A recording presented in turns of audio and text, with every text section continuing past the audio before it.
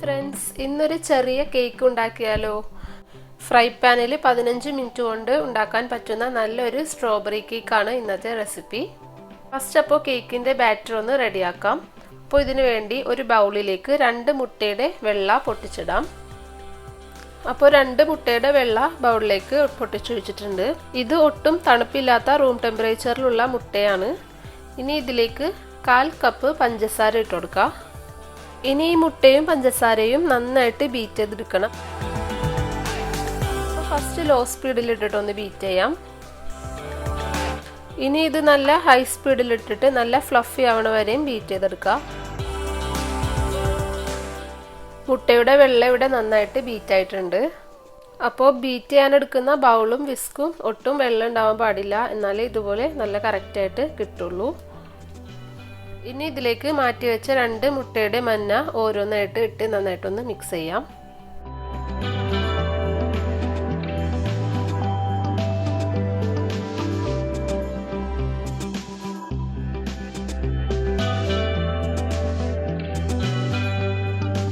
ഇനി ഇതിലേക്ക് 1/2 teaspoon vanilla essence ഒഴിച്ചു കൊടുക്കാം. ഒന്ന് മിക്സ് ചെയ്തെടുക്കാം. 2 ടേബിൾ സ്പൂൺ ഓയിൽ ഒഴിച്ചു കൊടുക്കാം.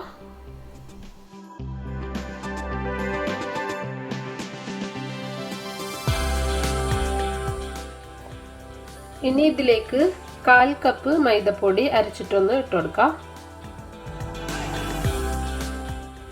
എന്നിട്ടൊന്ന് മിക്സ് ചെയ്തെടുക്കാം.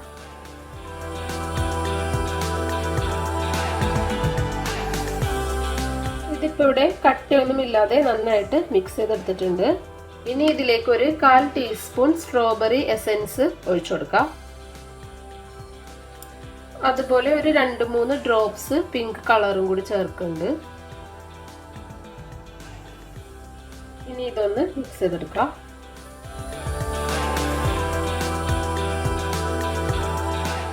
അപ്പോൾ നമ്മുടെ ബാറ്റർ ഇവിടെ റെഡി ആയിട്ടുണ്ട്. ഈ ഒരു പാനിലാണ് കേക്ക് ബേക്ക് ചെയ്തെടുക്കുന്നത്. അപ്പോൾ ഈ പാനൊന്ന് കുറച്ച് ഓയിലൊന്ന് തേച്ച് കൊടുക്കാം. ഇനി ഇതിലേക്ക് റെഡിയാക്കി വെച്ചിട്ടുള്ള ബാറ്റർ ഒഴിച്ചു കൊടുക്കാം. ഇതൊന്ന് ജസ്റ്റ് ടാപ്പ് ചെയ്ത് കൊടുക്കാം.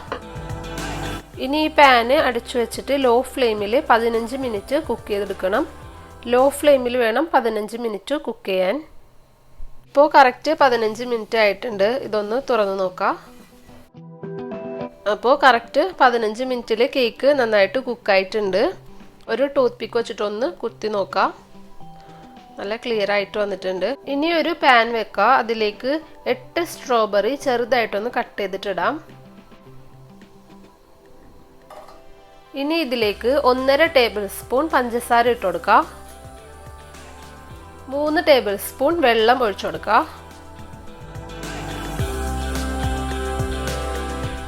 ഇനി ഇത് നന്നായിട്ടൊന്ന് വേവിച്ചെടുക്കണം. നല്ല സോഫ്റ്റ് ആയിട്ട് വരണം. അപ്പോൾ ഇത് അടച്ചു വെച്ചിട്ടൊന്ന് വേവിച്ചെടുക്കാം. ഇപ്പോൾ സ്ട്രോബെറി നന്നായിട്ട് വെന്തിട്ടുണ്ട്. നല്ല സോഫ്റ്റ് ആയിട്ട് വന്നിട്ടുണ്ട്. ഇനി ഇതിൻ്റെ വെള്ളം ഒന്ന് വറ്റിച്ചെടുക്കണം.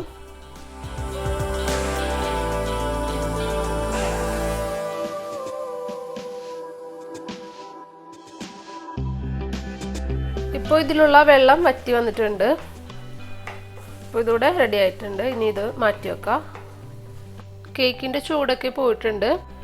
ചെറിയ കേക്ക് അല്ലേ, അപ്പോൾ ഇത് റൗണ്ട് ആയിട്ടൊന്ന് കട്ട് ചെയ്തെടുക്കണം. ചെറിയ റൗണ്ടായിട്ട് ഇതുപോലെ റൗണ്ട് ഷേപ്പിലുള്ള എന്തെങ്കിലും വെച്ചിട്ടൊന്ന് കട്ട് ചെയ്തെടുക്കാം. കേക്കിൽ വെച്ചിട്ട് നല്ലോണം ഒന്ന് പ്രസ് ചെയ്താൽ മതി. എന്നിട്ട് ഈ സൈഡിലുള്ളത് എടുത്തു മാറ്റാം. അപ്പോൾ 4 ലെയറിനുള്ളത് കിട്ടിയിട്ടുണ്ട്. ഇനി ഒരു ബൗളിലേക്ക് 1/2 കപ്പ് വിപ്പിംഗ് ക്രീം ഒഴിച്ചിട്ടൊന്ന് ബീറ്റ് ചെയ്തെടുക്കാം. ഫസ്റ്റ് ഇത് ലോ സ്പീഡിലിട്ടിട്ട് ബീറ്റ് ചെയ്തെടുക്കാം.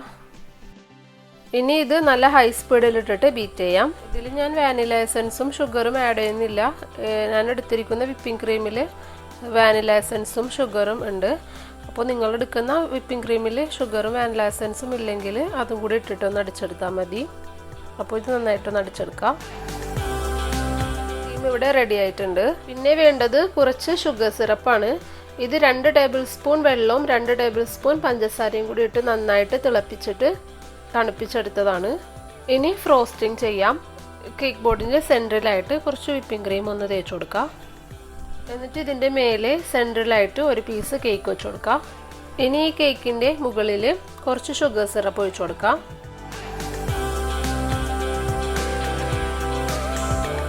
ഇതിൻ്റെ മുകളിൽ കുറച്ച് വിപ്പിംഗ് ക്രീം തേച്ച് കൊടുക്കാം.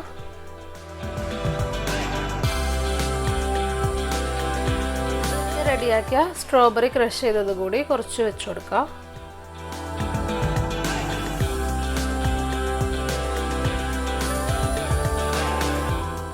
ഇനി ഇതിൻ്റെ മുകളിൽ അടുത്ത ലെയർ വെക്കാം.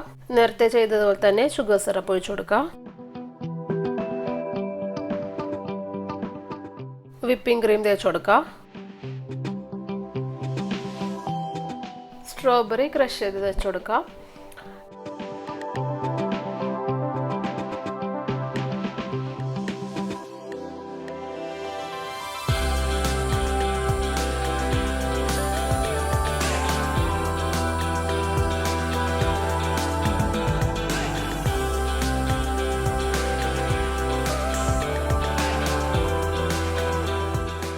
Last cake full whipping cream വെച്ചിട്ടൊന്ന് കവർ ചെയ്യാം.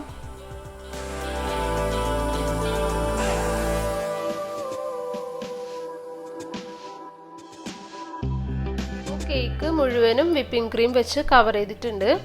ഇനി ഇതിൻ്റെ മുകളിൽ ഒരു സ്ട്രോബെറി ഇതുപോലെ കട്ട് ചെയ്തത് വെച്ച് കൊടുക്കുന്നുണ്ട്. ഈസി ആയിട്ട് തന്നെ സ്ട്രോബെറി കേക്ക് ഫ്രൈ പാനിൽ റെഡിയാക്കി എടുത്ത്. അപ്പോൾ ഇത് നല്ല ക്യൂട്ടാണ് ഈ കേക്ക്. എല്ലാവർക്കും ഇത് ഇഷ്ടമായി എന്ന് വിചാരിക്കുന്നു. വീഡിയോ ഇഷ്ടമായെങ്കിൽ ട്രൈ ചെയ്ത് നോക്കണം. ലൈക്ക് ചെയ്യാനും ഷെയർ ചെയ്യാനും കമൻറ്റ് ചെയ്യാനും മറക്കരുത്. സബ്സ്ക്രൈബ് ചെയ്യാത്തവരുണ്ടെങ്കിൽ പ്ലീസ് ഒന്ന് സബ്സ്ക്രൈബ് ചെയ്യണം. അപ്പോൾ അടുത്ത നല്ലൊരു റെസിപ്പി ആയിട്ട് വരാം. ബൈ.